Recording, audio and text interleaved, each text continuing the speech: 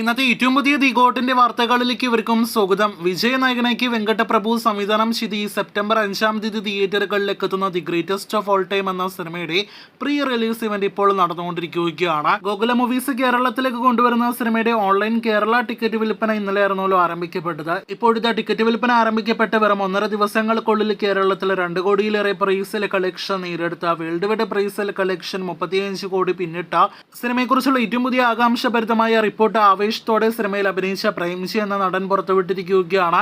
അത് പ്രകാരം the got എന്ന സിനിമ വിജയുടെ കരിയറിൽ തന്നെ ഏറ്റവും ഉയർന്ന കളക്ഷൻ നേടിയെടുക്കുന്ന സിനിമ എന്നല്ല, ഈ 2024 വർഷത്തിൽ ഏറ്റവും ഉയർന്ന സിനിമയായിട്ട് മാറുമെന്നാണ് പ്രേംജി പറഞ്ഞിരിക്കുന്നത്. 1500 കോടി സിനിമ വേൾഡ് വൈഡ് കളക്ഷൻ നേടിയെടുക്കുമെന്ന് കൂടി ആവേശത്തോടെ പ്രേംജി കഴിഞ്ഞ ദിവസം ഒരു അഭിമുഖത്തിൽ വെളിപ്പെടുത്തിയിരിക്കുകയാണ്. ഈ വർഷം നിലവിൽ ഏറ്റവും ഉയർന്ന വേൾഡ് വൈഡ് ഗ്രോസ് കളക്ഷൻ നേടിയെടുത്ത സിനിമ പ്രഭാസിന്റെ കൽക്കിയാണ്.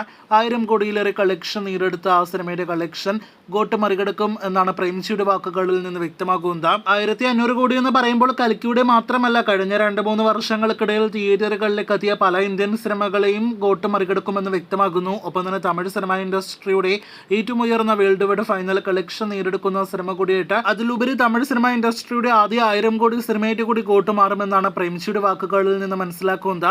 എന്തായാലും സെപ്റ്റംബർ 5 മുതലുള്ള സിനിമയുടെ ബോക്സ് ഓഫീസ് കളക്ഷൻ അറിയാനായിട്ട് ആകാംക്ഷയോടെ പ്രേക്ഷകർ കാത്തിരിക്കൂ. കഴിഞ്ഞ ആഴ്ച റിലീസ് ചെയ്ത ഏറ്റവും പുതിയ തെലുഗു സിനിമയാണ് സരിപോദ ശനിവാരം. ഞാനീ നായകനെത്തിയ സിനിമയുടെ ആദ്യ 4 ദിവസത്തെ വേൾഡ് വൈഡ് ഒഫീഷ്യൽ കളക്ഷൻ വന്നിരിക്കുകയാണ്.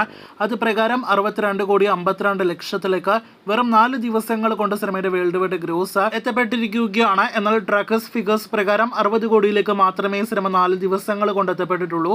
എന്തായാലും 2 ഫിഗേഴ്സ് നോക്കുകയാണെങ്കിലും വളരെ മികച്ചൊരു കളക്ഷൻ നേടിയെടുക്കുന്ന സിനിമ കൂടിയായിട്ട് ഈ നാനി ചിത്രം മാറിക്കഴിഞ്ഞിരിക്കുകയാണ്. ഇനി 30 കോടി കളക്ഷൻ കൂടി നേടിയെടുത്താൽ cinema തിയേറ്ററുകളിലെ break even സ്റ്റാറ്റസിലേക്ക്, clean hit സ്റ്റാറ്റസിലേക്ക് എത്തപ്പെടും.